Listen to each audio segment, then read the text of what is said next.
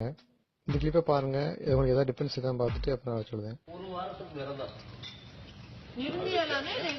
இருக்க போறேன் வெஜ்ஜா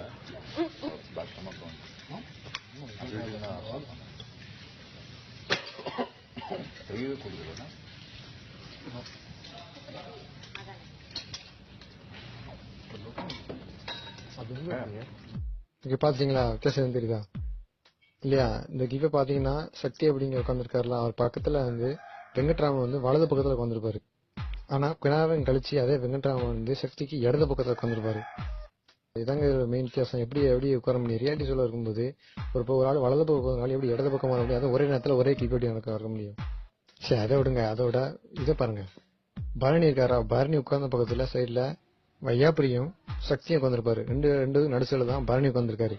இதே கிளிப்பு கொஞ்ச நேரம் ஒரு 4-5 செகண்டுக்கு அப்புறம் அதே அவர் பரணி பக்கத்துல ஓவியா உட்காந்துருப்பாங்க. எப்படி பரணி பக்கத்துல எந்த உட்காந்துருக்காங்களா? அப்படி இருக்கும்போது எப்படி ஓவியால உட்கார முடியுது? இது நமக்கு ஒரு கேள்விக்குறி வருது நமக்கு. அதே மாதிரி நேற்று காட்டின வீடியோவில் கடைசி கிளிப்ல பாத்தீங்கன்னா எல்லாம் ட்ரைனிங் போய் உட்காந்துக்கிட்டு நம்ம கடைசியில் நம்ம யாரெல்லாம் என்னெல்லாம் பண்ணலாம் அப்படின்னு சொல்லி, யார் கிளீன் பண்ண எப்படின்னு சொல்லி டைண்டில் போட்டுட்டு இருப்பாங்க. அந்த டேபிள் நல்லா பாருங்க.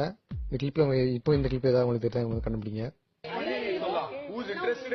எனக்கு கிச்சன்ல கத்துக்கணும்னு ஆர்வமா இருக்கு. So I want to be in the kitchen. இந்த தலைவர் யாரு? தலைவர்லாம்